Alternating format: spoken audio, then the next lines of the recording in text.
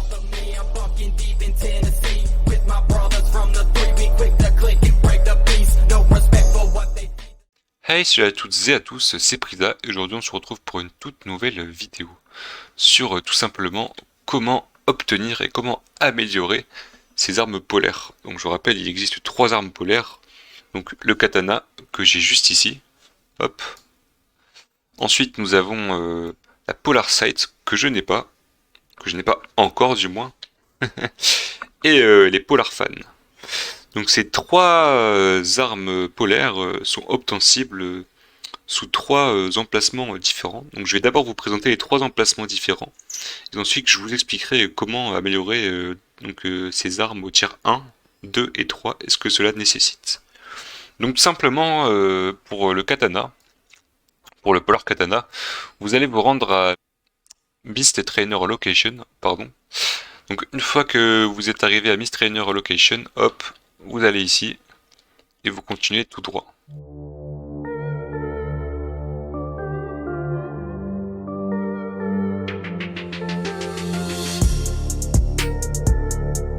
Hop, donc j'en profite de passer juste ici parce que ici nous avons l'enclume qui permet d'améliorer vos armes polaires au tiers 1, 2 et 3. Donc ça se situe juste ici.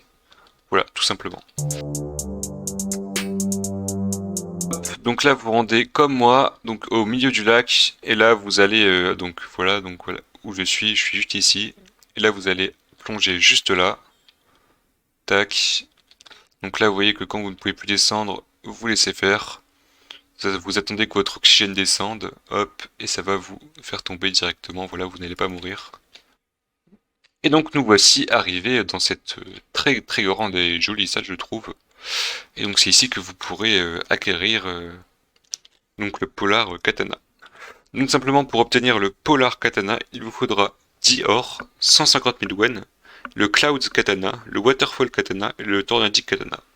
Donc les 3 katanas que je viens de vous citer, c'est 3000 points dans le shop du Uigara, donc 3000 points chacun.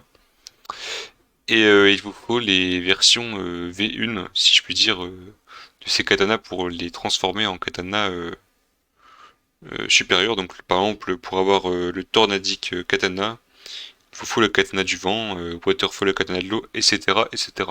Et donc nous voici au deuxième emplacement, donc qui sera la Polar Sight. Donc simplement vous prenez le spawn de la Soon Cave, hop, une fois que vous sortez, vous tournez à gauche, hop, et là-bas vous voyez au loin, vous avez un petit personnage qui tient une faux dans sa main. Donc vous allez vous présenter, hop, juste ici en face de lui, et vous allez tout droit et ça va vous faire descendre dans un petit labyrinthe un peu caché. Pour vous repérer dans le labyrinthe, il faut toujours suivre le mur de droite, donc là en l'occurrence ça marche très très bien. Donc on se retrouve devant la Polar Sight, à tout de suite.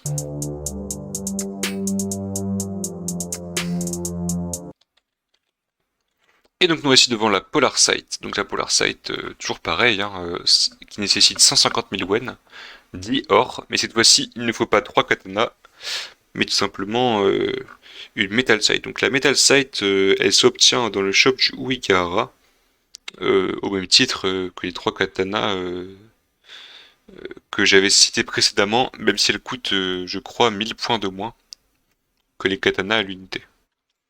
Et donc nous voici au dernier emplacement, donc qui sera celui du Polar Fan.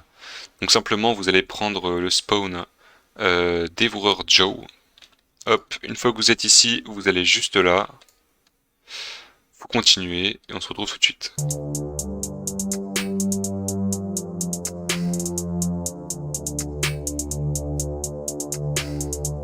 Et donc voici l'emplacement du Polar Fan qui se situe juste derrière Doma. Donc pour avoir le Polar Fan, il vous faudra 150 000 wen, 10 or, et il vous faudra avoir un Warfan. Voilà.